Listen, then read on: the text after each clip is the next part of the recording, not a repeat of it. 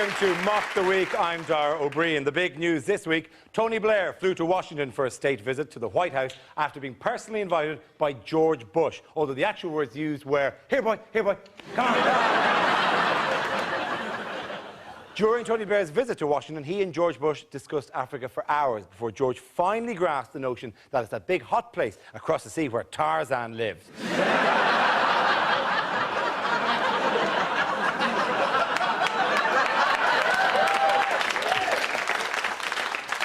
After the talk to Blair, George Bush pledged to make the world a better place. So if I was in Iran, I'd be shitting myself right now. Tonight, working their way to a series of satirical games are 6 of the country's finest comedy performers. Andy Parsons, Roy Bremner and Mark Steele, Joe Brand, Hugh Dennis and Frankie Boyle. Welcome to you all.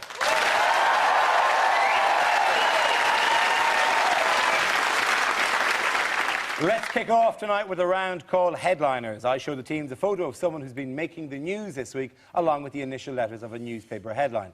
The teams have to tell me what the letters stand for.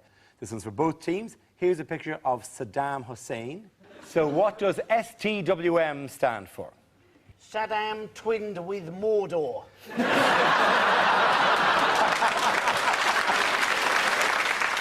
Is it a dating video? Sad tyrant wants mate.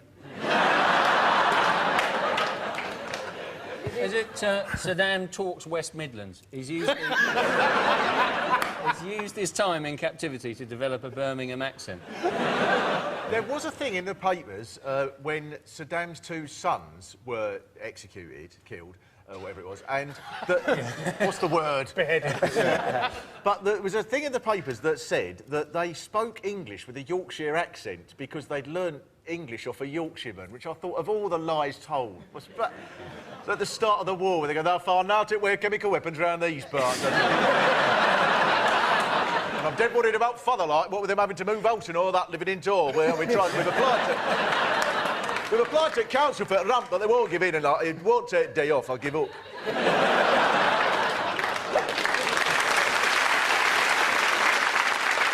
Is it saviour of the women's movement? No. Is it sorry, Tony, weapons missing? Or is it just simply Saddam thinks, why me? The answer is Saddam's trial within months. It's pretty clear Saddam is going to be found guilty, but there's a lot of debate about how long he'll go down for. My guess is about 4 feet before the rope goes tight. That joke was so contrived that people feel sympathy for Saddam. Well, I've never liked him, but after that joke, I felt bloody sorry for him. If you've been affected by any issues raised in this programme... SaddamYouLike.com. If Saddam is found guilty, the prosecution wants him to hang, whereas the defence say he should spend the rest of his life in prison. Well, hang him. Then he will have done. He's actually going on trial, isn't he, with his cousin, Chemical Ali, and there's, debates as to whether it's going to be a fair trial or not. I have to say the chance of you getting a fair trial when you're called Chemical Ali does seem to be a little limited. I'm no lawyer, but I would have thought the first question should be, why are you called Chemical Ali? Ladies and gentlemen, for that and for many other reasons, this team are the winners. Mark, Roy and Andy. The next round is called Between the Lines. Rory and Hugh, can you make your way to the Mock the Week press pit? In this round, one player takes the role of a famous person making a speech, while the other says what they really mean. So, Rory, you are Prince Charles giving a speech on the occasion of his mother's birthday. Hugh, tell us what he's really saying. Take it away.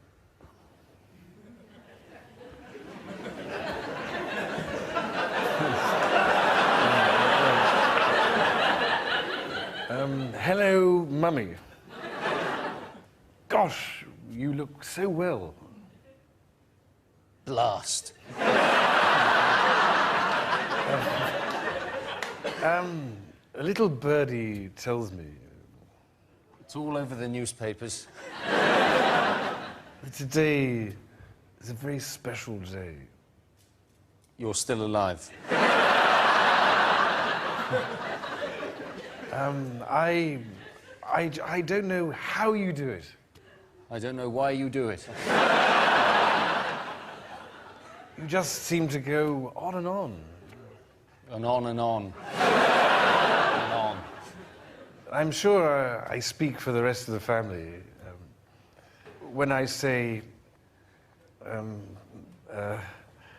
we could...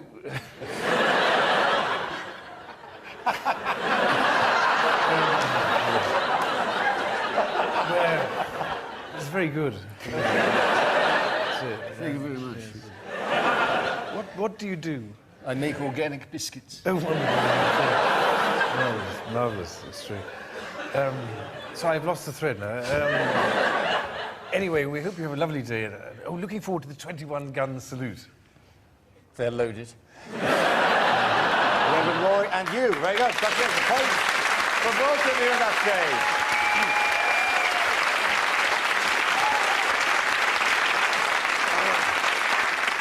Time to move on now to a round called Stand Up, Sit Down, which involves everybody. So if you could all make your way over to the performance area, please. This is a stand-up challenge based on a random news generator, dotted with topical subjects and faces. We spin the wheel, and when it stops, anyone can step forward and try to make us laugh about the subject it's landed on. If I judge that the player has got a big enough laugh, he or she is safe and gets to sit down again. The first team to have all its players sitting down at the desk wins the round. OK, here we go. Here's the first topic. First subject is climate change. Use in like a shot. The problem with climate is that we're ruining the environment. You know, every year we destroy an area of rainforest the size of Belgium. Why not just destroy Belgium? No one would mind. We're desperate to find an alternative to oil. Wind is one, but what worries me about wind power is that if you cover Britain with 400,000 wind turbines, right, on a windy day, what's to stop the whole country taking off? like an enormous hovercraft and heading for France. And that is European unification by the back door. Very good, Hugh. Hugh, sit down. Congratulations. Very good. So let's have another topic. Live 8. Rory's coming in like a shot. This is Live 8 this week. Bob Geldof's big thing was to persuade people to go to Edinburgh by boat. Right. Okay, because the first 20 miles are easy. The rest you're going to carry the boat on your shoulders. They're trying to get a million people up to Edinburgh. Elton John's not going. He's sending flowers. And it's a whole G8 Live 8 thing where the world's richest 8 nations get to meet the world's 8 richest rock stars. Rory, well done. Sit down. Let's have another topic. OK, reality TV. Who wants to get in? Me. Oh, hang on. Just a second, though.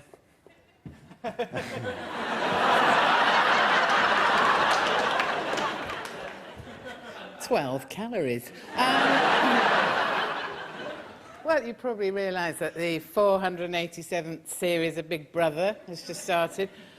Problem to me with Big Brother is that when someone gets voted out of the house, they don't actually have a sniper up in a tree with one bullet, just to see how they do. Now, I actually applied for Celebrity Love Island, but...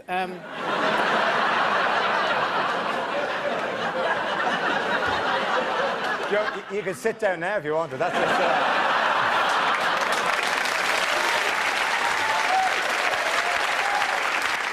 OK, 3 comics left. What's the next topic?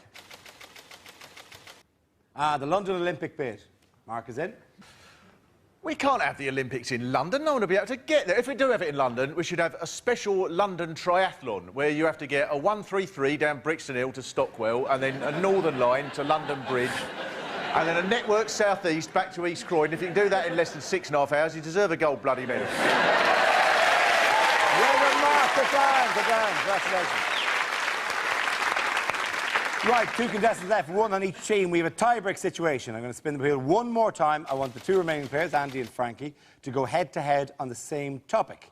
The subject is the United States. Andy, you want to go first?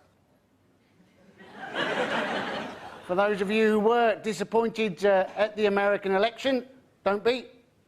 Americans do love their guns, which is why 6 out of 43 US presidents have been shot.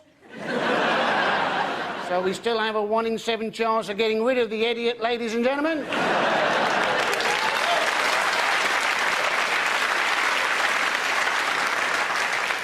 Of course, George Bush and Tony Blair, they're always going, aren't they? Oh, well, we live in a much safer world without Saddam Hussein. I'm not sure I didn't prefer the more dangerous world with Saddam Hussein, a world when you could get on a train, see an unattended package, and think, crikey, I'm having that.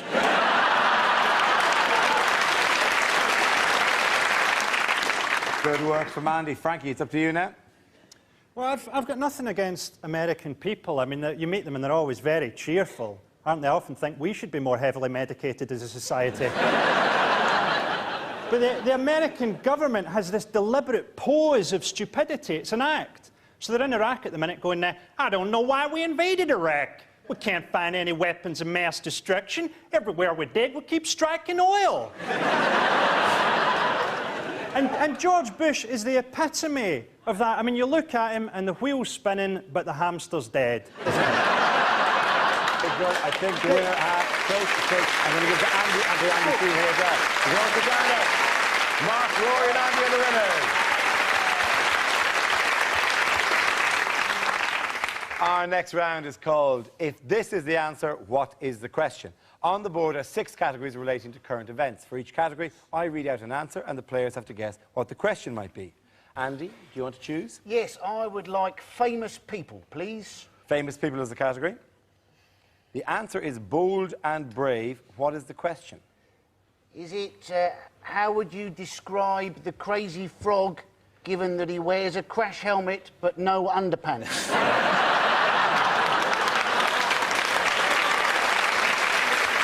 Is it, what do you have to be to say wrong number to Russell Crowe? What sort of washing powder did they use at Custer's last stand? Sorry. Is it what you would describe anybody who goes into an NHS hospital for a routine operation? Is it what are David Beckham's pet names for his testicles? Yes. I'll give you a clue. It's to do with the watery protest. Oh, it's about Say Late. Yes, it is indeed. The question is, how did Bob Geldof describe the sailors who will take part in Sail 8? Here's a picture of Bob sitting. He knows what he's doing, doesn't he? He's missed some of the fundamentals there, to be honest. He's not really going to get very, very far like that. It's the latest scheme for Bob, who wants 10,000 people to sail to France and pick up protesters keen to join the march to Edinburgh on July the 3rd. Are they going in over there just to pick up the duty-free for Live 8? Is that You just sent one ferry over, for Christ's sake. And did he tell the French anything about this plan? I don't think he's told anyone about anything that he says at all. It's just as it comes to It him. just pops into his head every week. Like last week, 1 million. Walk to Edinburgh. That's what we do. And this week, and sail across the river. Like next week, OK, everyone on one leg. Everyone on the island on one leg, right? Right, all go down to the Isle of Wight. I've always wondered if that's true. Everyone to the Isle of Wight. We'll go. When you get people like Phil Collins on the telly going, just £2,000 is all we need to feed this village, I'll just think, well, bloody give it to them then.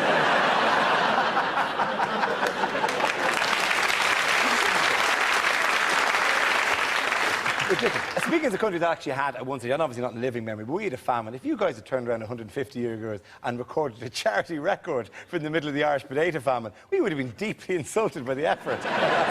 Do they know it's Christmas? No, we have other priorities at the moment.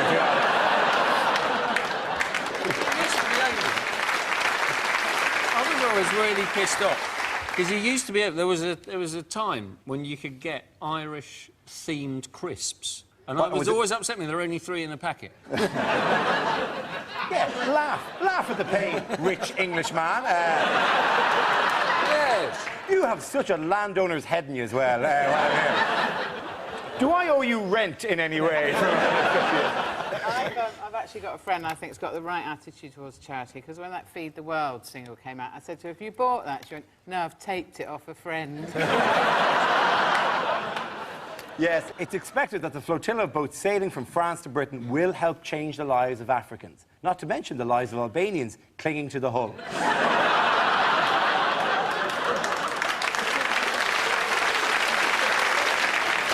OK, Joe, which category would you like? I'd like international news, please, Dara. OK, international news. The answer is a corpse. What is the question? Is it what came second to Anne Widdecombe in a poll of things we'd least like to sleep with? Is it what medical students use if they can't find a frisbee? or a friend. Is it, if you live in the small television village of Midsummer, what will you soon be?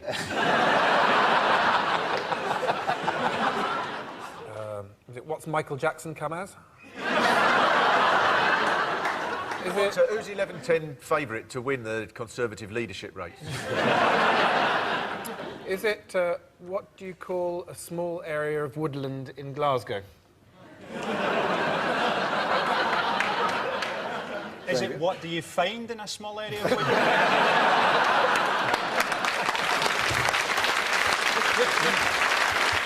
Is it what will improve Celebrity Love Island?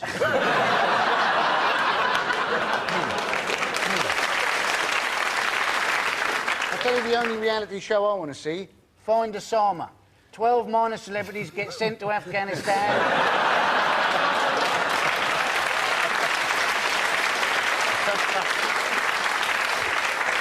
I'll give you a clue on this one. A corpse is the answer. It's because of a rejection. This has to be what Liam Fox, who's now the... Is he Shadow Foreign... Shadow Foreign Secretary, yes. They're so shadowy, this lot, don't you? I mean, I don't know half of these shadow Conservative cabinet... Oh, I don't think Michael Howard does. You say, I don't care, they're in the dark, nobody will know. Right, you, have you ever done anything in public life? Now's your chance. And Liam Fox used to be a doctor, and he said, I used to be a doctor, and I look at the European Constitution, and I know a corpse when I see one. That's exactly what he said, yes. Dr. Fox, the Shadow Foreign Secretary, told Jack Straw in the Commons, this constitution is a case for the morgue. He urged the government to abandon plans for a referendum. Dr. Liam Fox said, I may no longer practice medicine, but I can tell a corpse when I see one, at which point Michael Howard grinned nervously and scurried back to his coffin. Let's go on to the next round, but I think the winner in that one is difficult to judge, but I think Andy, Frankie. Points for Andy and Frankie. This next round, we call it Prime Minister's Questions. For the purposes of this game, I'll be the Speaker of the House of Commons. Rory, you're going to take the role of Tony Blair. Joining you on the front benches are Mark and Andy as your Labour colleagues. Joe, Hugh and Frankie, you are members of the opposition. You'll be taking a small story, but treating it as if it's the heavyweight issue of the week. To start, I'd like to ask the Prime Minister to give his statement on the government's reaction to the news that Kevin the monkey has escaped from his cage in Belfast Zoo following a dispute with his father. Prime Minister. Mr. Speaker, news has only just reached us of this event. I'm sure that members of the Ulster Constabulary are currently combing the area for Kevin. We hope to announce that shortly. I haven't finished yet. As I said to Gordon, I haven't finished yet. We'll do our best to recapture him. In the meantime, the police are doing a wonderful job. Here! Can I just say Sit down or I'll smash your face in, you Tory bastard! Can I just say Sorry, that the Deputy Prime Minister makes his point in his own way, and I agree with his sentiments. Can I just say that this whole monkey escape incident, which the Prime Minister has drawn a veil over, really, involved some terrible behaviour on behalf of the monkey, and does it not just point up the paucity of his policy of ASBOs, the antisocial baboon orders? Will the Prime Minister please serve an ASBO, or at least give him a banana? I have to say, no. I have to say we will be using food, in this case bananas, and we hope to arrest him soon. In fact, shortly we hope that the animal in question will be enjoying bananas in custody.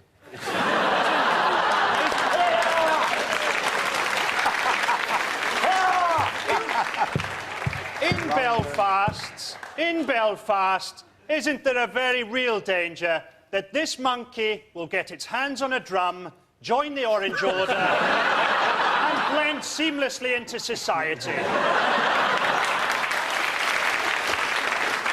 Listen, inasmuch as that has, with the orangutan and baboons within which the primates to which the right honourable gentleman has within this policy referred, I refer thee to the referment with my good Prime Minister has honourably referred to on the day before. Thank you.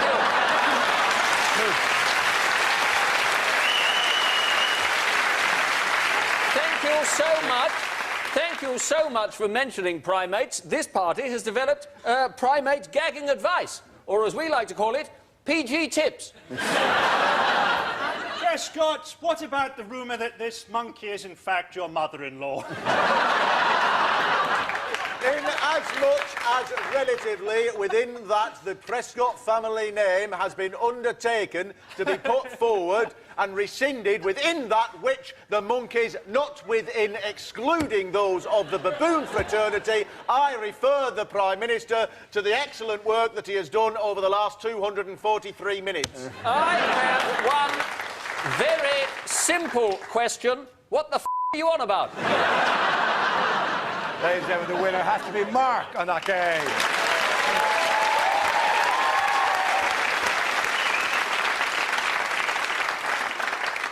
Time to move on to another round. This one is called Dating Videos. The players take on the identity of a famous newsmaker and record a Lonely Hearts video in the style of that person.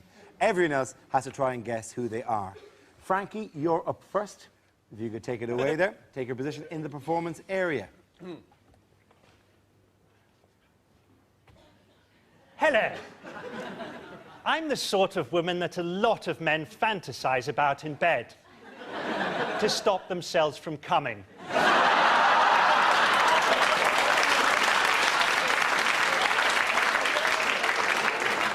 I describe my look as clown having a heart attack.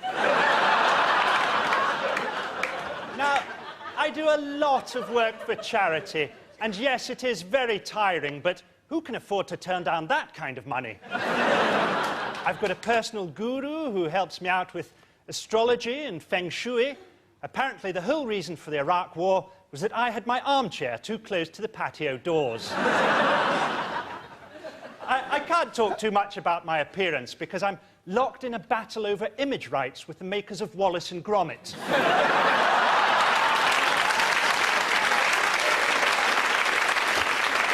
Beautifully done, Frankie. I throw it open to the teams here. Who was that? Is it the Bishop of St Albans? It's... I think we know, don't we? Yeah, I think you do. Sherry Blair. It's Sherry Blair. Well done, Frankie. Good job. OK, Hugh. Hugh, you're up next. Wander over to our chair there in the performance area to do for us your dating video. Let's see your plea for love. Hi. I am Australasius Thuggius Maximus,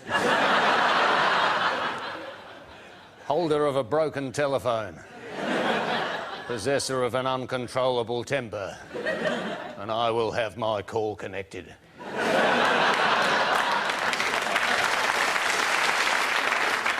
I need you to help me find my feminine side.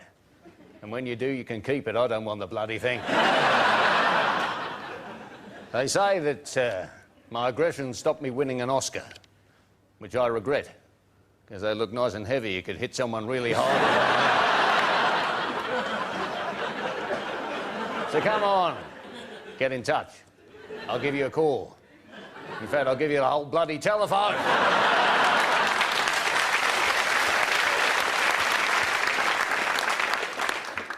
Passing it open, who is it? It's your man, Russell Crowe. He was, of course, Russell Crowe. Well done. Good man, Hugh. Sit down. It's difficult to declare a winner, but I think Hugh took the biscuit on that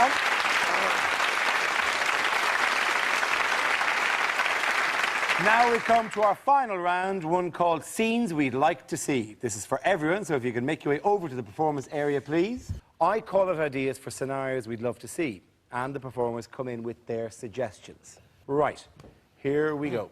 The first subject is unsettling things to hear in the White House. As your doctor, Mr. Bush, I can assure you you are fit and healthy. Does your cigar taste a bit funny?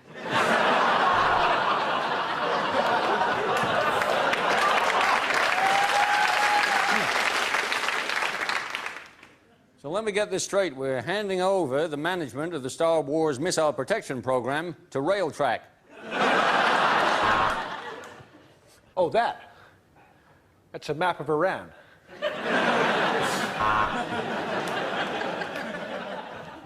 Who's the president here, me or you? It's me. Shit! No, Saddam. I love you too. Come on, Tony, keys in the bowl.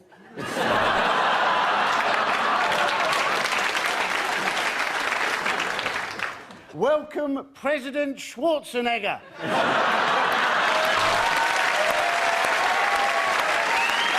Very good. Okay, our next topic is discarded titles for the next Harry Potter book. Harry Potter is thrown in jail for wearing a hood.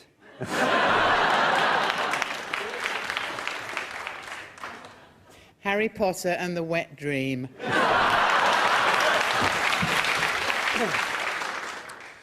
Captain Corelli's mandolin.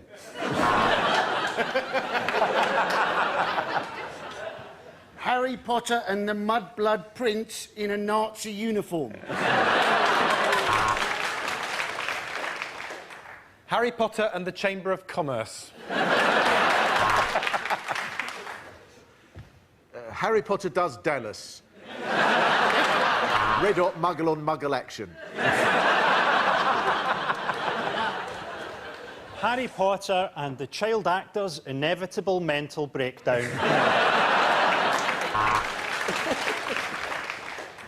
Harry Potter and the Prisoner of Abu Ghraib.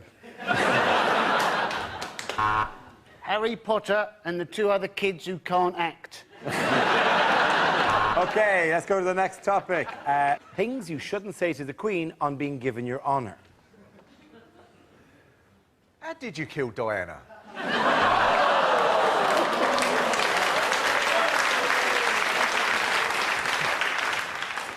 I eat corgis.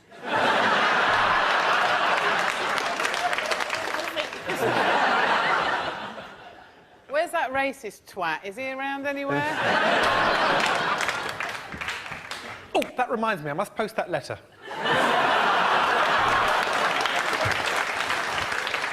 Could you sign this for me? I'll make much more on eBay.